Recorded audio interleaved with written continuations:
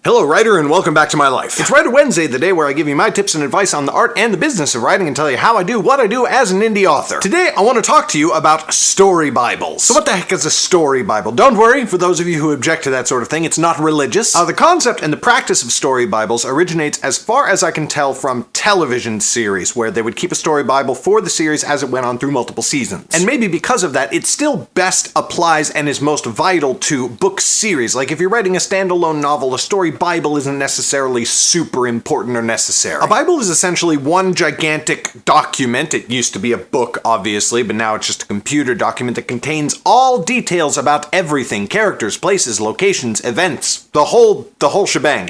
Literally everything. Like in television, they will often put every single script of every single episode in the story Bible just so that it can be referred to, but then there's also like summaries, like a sheet or multiple pages for every character and location and all this stuff. And mainly, it's something that you use to establish and then maintain continuity so that things aren't changing from scene to scene, page to page, book to book, etc. Essentially, you don't want things to change like characters' eye color. If their eyes are green, it should be green. It should not start off as blue in the first book and then be green in the second book and then be brown in the third book. That's like a minor detail that you probably wouldn't screw up, especially for your protagonist, but when you're dealing with big casts of characters in lots of places and locations, it can get a lot harder to keep track of that sort of thing. But you're not going to mix up details each time you newly write a scene with a character or a location if every time you do that, you refer back to your story Bible, which you should. So my story Bible is essentially just one gigantic Scrivener document. Here it is on the screen right now, and you can see over there in the binder, there's quite a lot of stuff there. There's just so many things. It is something that I'm constantly building. It is something that I am cross-referencing all of my different series to, and as we publish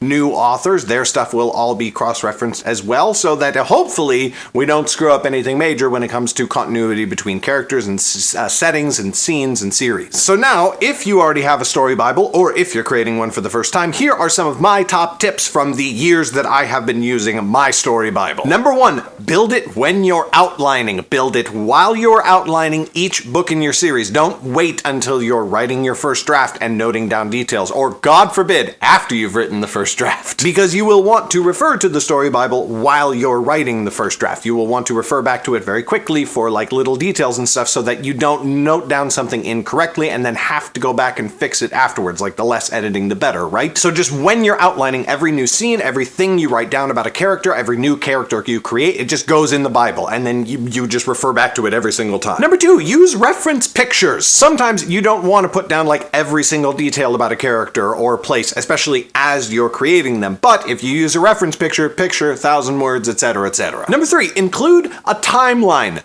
Boy, I see lots of writers not do this. I think especially if you've got multiple story threads or storylines that all like interlock together, a timeline is really, really essential. Now, depending on the scope of your book, it can be written out in days. It can also be hours, depending on the scale of your story. I do days, and I just keep track of what happens day to day to each character. Number 4, literally every named character gets an entry, not just the major characters, even minor characters. If they get a name, they get an entry in the story Bible. This is a must. Otherwise, you can easily end up with lots of characters who all have names that sound very similar because you kind of forget that you already named a character that 2 books ago. I, for example, managed to create in one series 5 different major female characters whose names all started with A.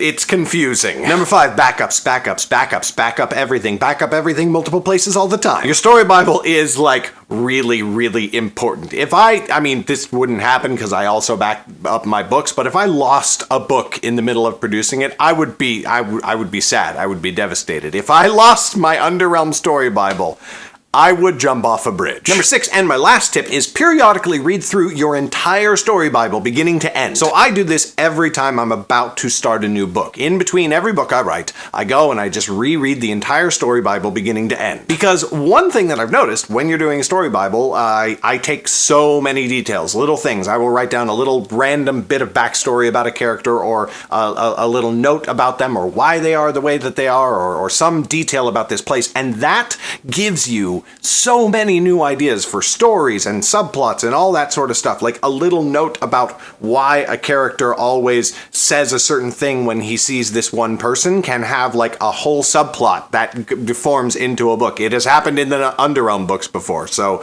yeah, read it periodically to remind yourself of all of the cool stuff that you did that didn't necessarily make it into the book itself. And that is it. That is the basics on a story Bible. But as always, if you are a patron of mine and you want to know more about a specific thing that I've talked about in this video, please let me know on my Patreon. A huge thank you to those patrons who make these videos possible. If you're not a patron of mine, you might want to go check out my Patreon, because $5 patrons are the ones who are able to request topics for me to talk about in these videos, and they get to see every single Writer Wednesday video 2 weeks before it releases for like general consumption on the channel. So maybe go check it out. In any case, thank you so much for watching. Thank you to my patrons as always for their incredible support, and I will see you next Wednesday.